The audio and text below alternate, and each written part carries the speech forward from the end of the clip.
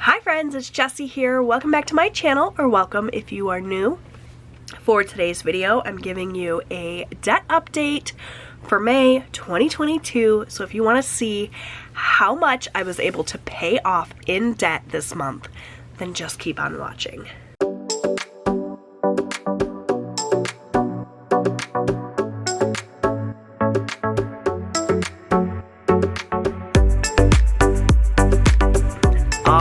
Friends, I'm coming at you with a debt update. I am so excited about the progress I was able to make in May. So you are looking at my debt tracker.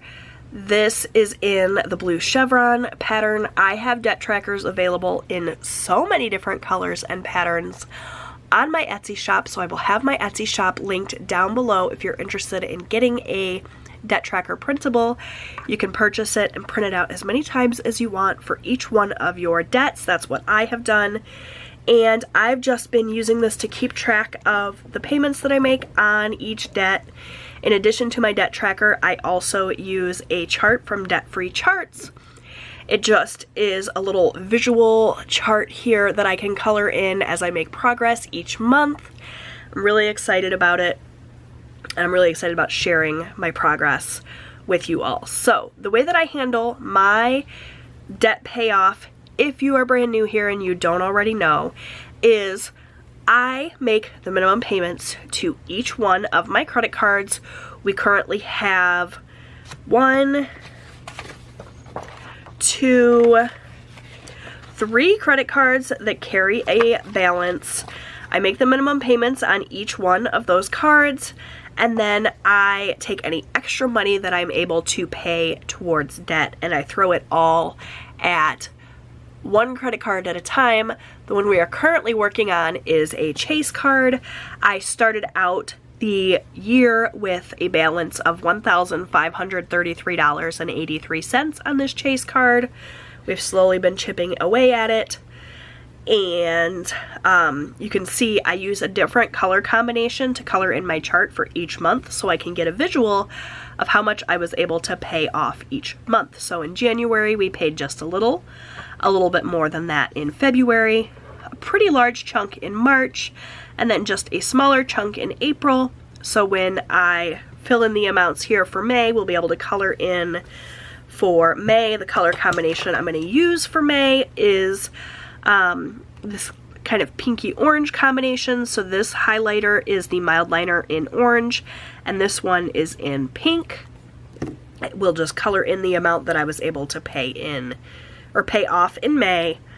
And then I will do the same for my other credit cards as well, but it's significantly less for my other cards because I'm just making minimum payments. So while it is kind of chipping away at that overall balance, it's chipping away at it much more slowly.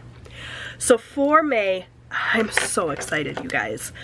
First things first, we started out May with a balance of $900 on my Chase card.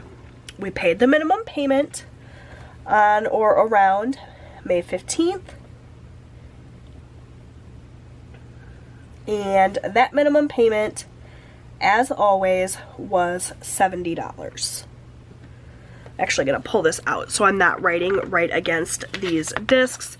I use Happy Planner discs to bind all of my printables together. I just print them out on 28-pound paper. I punch them using my big arc punch, use my Happy Planner discs to bind everything together, and it works out really, really well for me. So we started off the month of May with $900 on our Chase card. After we made the minimum payment, it brought it down to $830. You guys cannot see that. Is that any better? I think so. So $830 was our balance. If you look, if we go back to my May budget, this is my hybrid budget worksheet where I fill out all of my monthly expenses. You can see that my initial plan was to put $539 to extra debt. When I closed out my monthly budget though, we figured out that I was $406 under budget overall for all of these categories. That means that if I add that $406.61 to this $539, that gave us over $900 that I could work with. And you know what that means, you guys? I paid off this Chase card this month, and I'm so excited about that. So I'm just gonna write that it's $531 because that's the day I made the extra payment, and that extra payment was the remaining balance of $830. Now I don't, this is a zero interest card, so there was no interest accrued or anything, so this was the true amount that I paid. Plus we had put an extra something on this card. This Chase card is the card I use for my Amazon purchases, so it was like $130 or whatever, and I paid that off as well. But I'm not going to include it in here because it was like one of those things that I put it on that card just because I was getting ready to make that payment anyway. Could have gone on any other card and it wouldn't have made a difference. It was just like regular monthly expenses that I already had the cash for, so it doesn't mean anything for our overall ending balance. So $830 is what I paid, and that means that our balance on this Chase card as of May 31st, 2022 is $0. Chase has been paid off, and I'm so happy about that. I really didn't think it was ever going to happen. It seems like we have been so off course with our budget as of late. I can tell you I'm probably not going to make very much progress at all in June. Most likely it'll just be minimum payments being made in June, but that's okay. It happens. What's most exciting is this debt payoff. So as of May 31st, 2022, this card is paid off. So I'm going to do a little happy dance celebration, and I'm going to fill in this chart. I'll speed it up so you guys don't have to watch me color painstakingly, but this is getting filled in today. Woohoo! So exciting.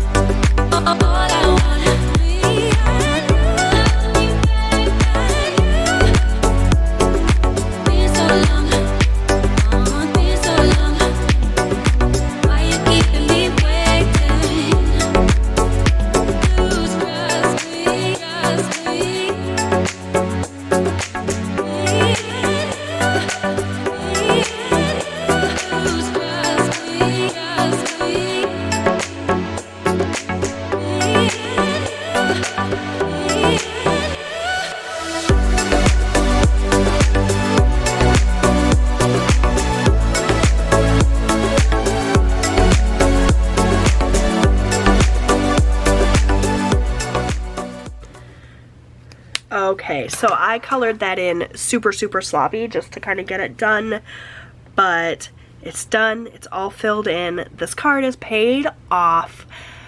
One step closer to being debt-free. I know that debt freedom is still a ways away, but this is so exciting, and I really needed this win, you guys. I've had a rough go in the last couple of months personally, and this just totally makes it better. So excited to be completely paid off. Chase card is no more. Now let's quickly just go ahead and update these other charts. This is going to go a lot quicker. For Ashley, our balance at the start of May was $2,990 with 80 cents.